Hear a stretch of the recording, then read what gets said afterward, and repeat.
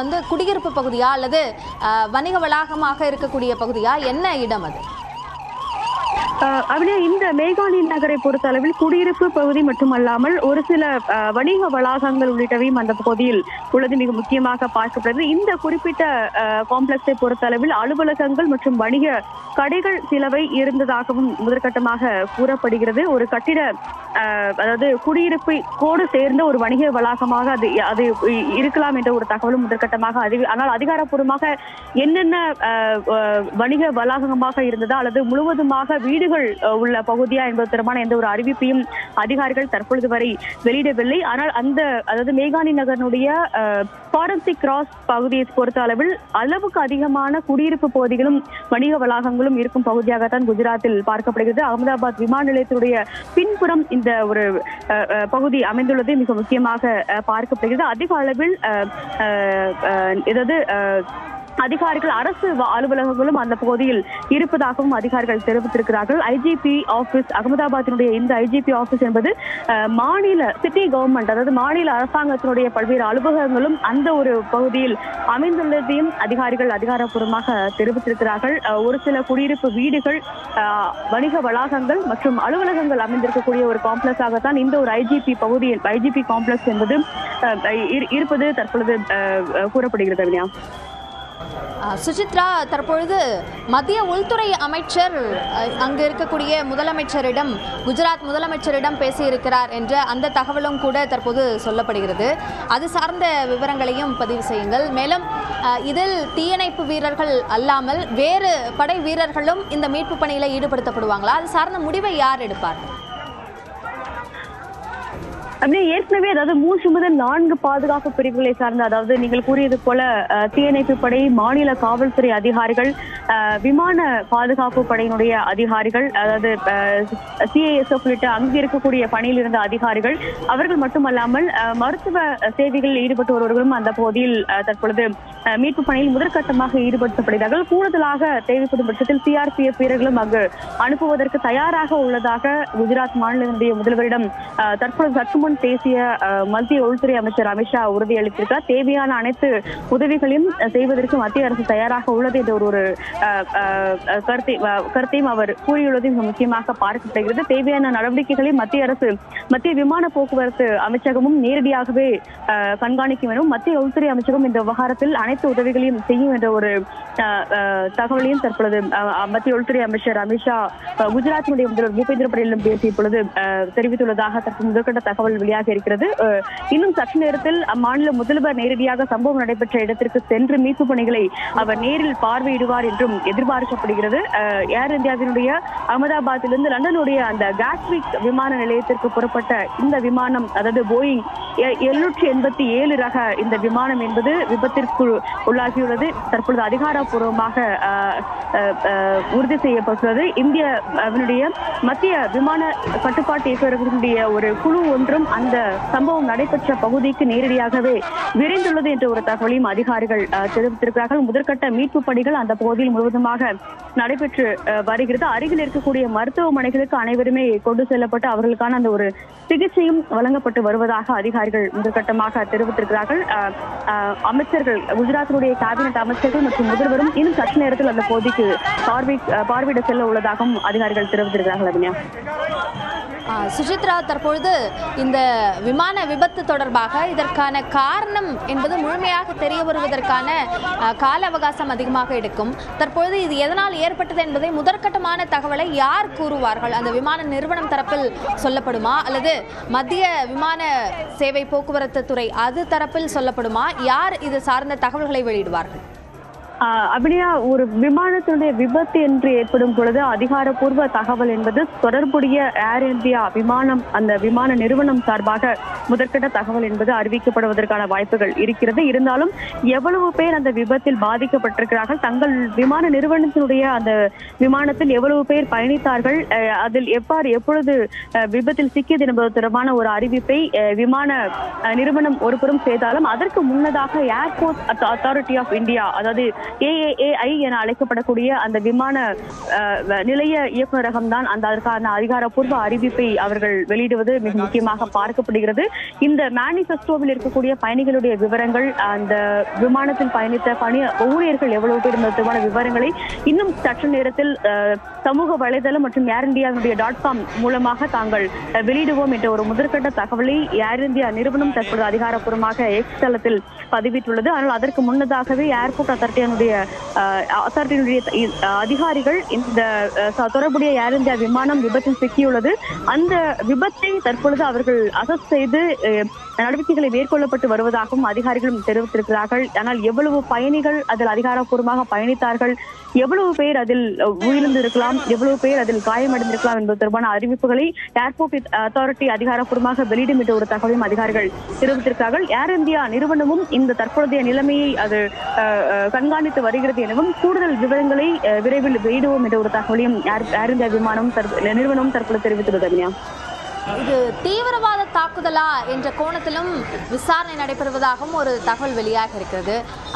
அதற்கான கோணம் அல்லது அதற்கான வாய்ப்புகள் இருக்கா சுசித்ரா? அதிகாரப்பூர்வ அறிவிப்பு எதையும் தற்பொழுது வரை குஜராத் மாநில காவல்துறையோ அல்லது DGCA உள்ளிட்ட விமான இயக்குநரங்களோ அதிகாரப்பூர்வமாக இந்த தீவிரவாத. சுசித்ரா, இணைப்பிலே இருங்கள். இந்த விபத்து தொடர்பான கூடுதல் தகவல்களை நம்மோடு பகிர்ந்து கொள்வதற்காக ஏர் இந்தியாவினுடைய ஓய்வு பெற்ற பொது மேலாளர் திரு மோகன் நம்மோடு இணைப்பில் இருக்கிறார். அவரோடு பேசலாம். சார் வணக்கம். இந்த விமானம் புறப்பட்டு 10 நிமிடங்களில் விபத்திற்குள்ளாக இருப்பதாக தகவல் சொல்லப்படுகிறது. இந்த சமயம் என்ன நடந்திருப்பதற்கு வாய்ப்பு இருக்கிறது? இது இப்ப ஒண்ணு கெஸ்ஸே பண்ண முடியாதுமா. இப்ப நடந்தது என்னன்னாக்கா 2 பைலட் 10 கேபின் குரூ 242 பேசஞ்சர்ஸ் இருந்தாங்கிறது அபிஷியல் ஆயிருக்கு இப்போதைக்கு. ஓகே, அதுக்கப்புறம் பாம்பே டு லண்டன் 9 hours பிளைட்ங்கிறதுனால அதுல ஃபுல் டேங்க் ஃபியூல் இருந்திருக்கும். ஓகே. ஸோ இப்போ லேட்டஸ்ட் இன்ஃபர்மேஷன் என்ன கிடைச்சதுனாக்க, இப்போ அந்த நார்மலா நம்ம வீட்டுல எல்லாம் ஃபயர் இன்ஜின் வருது இல்லையா, அந்த மாதிரி ஃபயர் இன்ஜின் இதுக்கு பண்ண முடியாது. ஏர்கிராஃப்ட் கிராஷ்க்கு we use something called specialised fire fighting equipment. எல்லா ஏர்போர்ட்லயும் இருக்கும், எல்லா ஸ்டேட்லயும் இருக்கு, நம்ம தமிழ்நாட்டிலயும் இருக்கு எல்லாத்துலயும். அந்த ஃபயர் சர்வீஸ் எக்யூப்மெண்ட் எல்லாம் போயிருக்கு இப்போ. பிளஸ் ஒரு 50 ஆம்புலன்சஸ் எவ்ரிதிங் ஆக்சிடென்ட் சைட்டுக்கு போயிருக்கிறதா இன்ஃபர்மேஷன் கிடைச்சிருக்குமா. அவங்க முதல்ல ஃபயரை கம்ப்ளீட்டா அடக்கிட்டு, இது எப்படின்னா ஒரு நார்மல் தண்ணி அடிக்கிறது மாதிரி இல்லாம ஃபோம் மாதிரி விழும். ஃபோம் மாதிரி விழுந்த உடனே அது உடனே ரொம்ப ஃபாஸ்டா அது ஃபயர் இது பண்ணும், கண்ட்ரோல் பண்ணும். அதுக்கப்புறம் மொத்தமா என்னோட எஸ்டிமேஷன்ல 150க்கு ஆக்சிடென்ட்னாக்க மஸ்ட் பி சம்வேர் ஒரு 3:30க்கு அப்புறம் தான் எனி கிளியர் இன்ஃபர்மேஷன் கிடைக்கும். அதுக்குள்ள I am told crisis management group civil aviation மினிஸ்ட்ரியில ஆக்டிவேட் பண்ணிட்டாங்க. PMO is in touch. Chief Minister Ahmedabad is also visiting the spot. So full attendance is being given now. Sir, இப்போ நீங்க சொன்னீங்க அந்த foam அந்த வடிவில் தான் இந்த புகையை அணைக்க முடியும் அப்படின்னு. இப்போ அது நீங்க சொன்ன மாதிரி இப்போ 3:30 மணி வரைக்கும் ஆகுமா முழுமையாக அந்த தீயை கட்டுக்குள் கொண்டு வருவதற்கு? அந்த ஆங்கிள் சொல்லலாமா? எப்படின்னாக்கா இப்போ ஒரு ஃபிளைட்ல அது உள்ளுக்குள்ள எல்லாருமே மாட்டின்னு இருப்பாங்க இல்லையா, தி பேசஞ்சர்ஸ் ஆர் இன்சைட். ஆமா ஆமா. அந்த ஃபயரை டவுஸ் பண்ணி டு ஆக்டிவேட். இப்போ சில விஷுவல்ஸ் நான் இந்த அப் கண்ட்ரி டிவில பாக்குறேன், some stretcher passengers are being taken inside மாதிரிலாம் காமிக்கிறாங்க. ஆமா ஆமா. சோ அதனால some activity is taking place. ஏன்னா ஆக்சிடென்ட் ஸ்பாட்ங்கிறதால கம்ப்ளீட்டா இதை கார்டன் பண்ணிருப்பாங்க அந்த ஏரியாவே. மீடியா கூட யாருக்குமே விட மாட்டாங்க இப்போதைக்கு. குடியிருப்பு பகுதியில விமானம் விழுந்திருக்கிறதுனால பாதிப்புகள் அதிகமா இருக்குமா? இருக்கலாம். ஏன்னா எக்ஸாக்ட் ஃபுல் இன்ஃபர்மேஷன் நம்மளுக்கு தெரியலமா. ஏன்னா இப்போ பார்த்தா ஃபர்ஸ்ட் இன்ஃபர்மேஷன் வந்திருக்கு, அந்த தேசிய பேரிடர் மேலாண்மை நம்ம NDRF சொல்றோம்ல, அவங்க எல்லாம் 90 பேர் அங்க மூவ் பண்ணிருக்காங்க. அவங்கள பக்கத்துல இருந்து ஏர்போர்ட்ல இருந்து போயிருக்காங்க, காந்தி நகர்ல இருந்து. சரி. இப்போ இந்த தீயை அணைக்கிறதுக்கு ஒரு சிறப்பு ஏற்பாடுகள் செய்யப்பட்டிருக்கும், அது விமான நிலையங்கள்ல இருக்கும், எல்லாமே ரெடி, ஆல் இன் பிளேஸ். இப்ப நீங்க விஷுவல்ஸ் பாத்தீங்கன்னாலே அது சுத்தி இருக்கிற ஏரியாலாம் இருக்கிற ஃபயர்லாம் அணைக்கிறதுக்காக தண்ணி எல்லாம் அடிச்சுட்டு இருக்காங்க இப்போதைக்கு. ஏர்கிராஃப்ட் சுத்தி இருக்கிற ஏரியா நீங்க சொன்ன மாதிரி தேர் குட் பி இது இருந்திருக்கலாம், மரம் இருந்திருக்கலாம், 6 வீடு இருந்திருக்கலாம். அது என்ன டீடைல்ஸ் தெரியல. அதிகமான ஃபியூல் இருந்திருக்கும் அப்படின்னு நீங்க சொல்றீங்க. இருந்திருக்கும்ல, ஃபுல் டேங்க் மாதிரி 9 hours நான் ஸ்டாப் மாதிரி. Ahmedabad to London around 9 hours ஆகும் ஃளைட். அதனால தீயை அணைக்கிறது ஏதோ சவாலாக இருக்குமா? சவால் நிச்சயமா பெரிய சவாலா இருக்கும். அது மட்டும் இல்ல, அது உள்ள இருந்தது என்ன காசு நம்மளுக்கு தெரியல. அதுல ஓப்பனா இருக்கும் இல்லையா, அந்த இது ஹைலி பியூரிஃபைட் கெரோசின்ஸ் வேற, அது ஏடிஎஃப்னு பேரு, ஏர்கிராஃப்ட் டர்பைன் ஃபியூவல். அது ரொம்ப ஹை குவாலிட்டி. அதனால என்ன சொல்றது, நெருப்போடைய தாக்கம் வந்து நிறைய இருக்கும் அதுல. திரு மோகன், இப்போ இத எப்படி கையாள்வாங்க? இப்போ இப்படியான ஒரு விமான விபத்து நிகழும் போது அதை எல்லாரும் ஒருங்கிணைந்து அதை கட்டுப்படுத்துறதுக்கு என்ன மாதிரியான பணிகள்ல ஈடுபடுவாங்க பொதுவாக இது போன்ற விமான விபத்து? இப்ப எப்படின்னா, முதல்ல இந்த மாதிரி வந்த உடனே இப்ப பக்கத்துல இருக்கிற ஸ்டேட், இப்ப நம்ம ஒரு ஏர்போர்ட்டுக்கு பக்கத்துல இருக்கிற நியரஸ்ட் ஃபயர் சர்வீசஸ் எல்லாம் முதல்ல வரும். பக்கத்துல இருக்கிற ஹாஸ்பிட்டல்ஸ் எல்லாம் will be ready with all the ambulances, private ambulance, hospital ambulance எல்லாம் all hospitals will be on standby. 242 passenger வந்து சொல்றோம். இப்ப அந்த 242 பேசஞ்சர் வழி அனுப்ப வந்த ஃப்ரெண்ட்ஸ் எல்லாம் கீழே இருப்பாங்கல்ல அதுல. So there will be heavy commotion அந்த ஏர்போர்ட்ல. என்ன ஆச்சு, ஏதாச்சு, அவங்க உயிரோட இருக்காங்களா இல்லையா, இந்த மாதிரி நிறைய கொஸ்டின்ஸ் எல்லாம் வரும். போலீஸையும் பொசிஷன் பண்ணுவாங்க. அதுக்கு முன்னாடி I expect by 3 o'clock Air India ஒரு பேசஞ்சர் லிஸ்ட் போடுவாங்கன்னு, க்ரூ பேரும் பேசஞ்சர் லிஸ்டும். இது அதாவது who are on board அப்படிங்கிறதுக்கு, யாரெல்லாம் அந்த ஃளைட்ல டிராவல் பண்ணாங்கன்றதுக்கு அந்த லிஸ்ட் போடுவாங்க. 625 அடி உயரத்துல பறந்துட்டு இருக்கும் போது அது கீழே விழுந்திருக்கு அப்படின்னு சொல்றாங்க. அந்த உயரத்துல இருந்து விழும்போது அதோட தாக்கம் எப்படியாக இருந்திருக்கும்? அதாவது நம்ம பிசிக்ஸ்ல எல்லாம் மொமெண்டம்னு நம்ம சொல்லுவோம்மா. ஒரு கிலோ இருக்கிறவர் வந்து நான் உங்க கையில அப்படி போடுறதுக்கும் 100 கிலோமீட்டர் ஸ்பீட்ல நான் அதை போட்டேன்னா உங்களுக்கு வந்து 100 கிலோவோட இம்பாக்ட் வருமா. இந்த aircraft must be around 75 tonnes இருந்திருக்கும். இது கம்ப்ளீட் ஃபுல் லெவல்ல. So aircraft must have definitely BTANBங்கிறது அதனுடைய ஏர்கிராஃப்ட் ரெஜிஸ்ட்ரேஷன்மா. ஸோ இதுவே விஷுவல்ஸே வருதுமா இப்பெல்லாம்.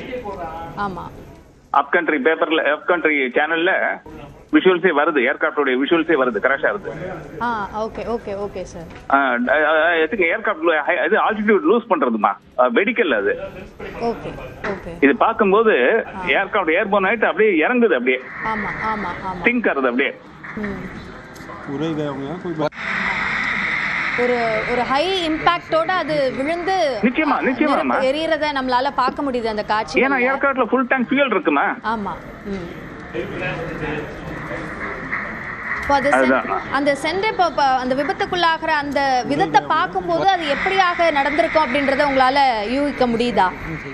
அது எதனால நம்மளால யூகிக்க முடியாதுமா. Could be bird hit, could be இன்ஜினுடைய ஏதாவது ஸ்னாகா இருந்திருக்கலாம். ஏன்னா ஃபுல்லா இன்வெஸ்டிகேஷன் நடந்ததுக்கு அப்புறம் தான் சொல்ல முடியும் அதை. ஏன்னா பார்க்கும்போது இந்த விஷுவல்ஸ் அவங்க காமிக்கிறது அப் கண்ட்ரி சேனல்ல பாக்குறது பார்க்கும்போது அப்படியே ஏர்கிராஃப்ட் சிங்கிங், அவ்வளவுதான். இப்போ நம்மளும் நியூஸ் 18லயும் அந்த காட்சியை பார்க்குறோம். அந்த விமானம் போயிட்டு இருக்கு, திடீர்னு அதோட லெவல் கொஞ்சம் கொஞ்சமா ஆமா இறங்கி அதுக்கு பிறகு அது கீழே விழுந்து அது பெரிய ஒரு நெருப்பு குழம்பு போல அது எழுந்து பார்க்க முடியுது. நம்ம தமிழ் சினிமா எல்லாம் பாருங்க, இந்த ஆரஞ்சு கலர்ல அந்த இது வருது பாருங்க. அதாவது அதனுடைய தீவிரம் ரொம்ப ஜாஸ்தியா இருக்குமா.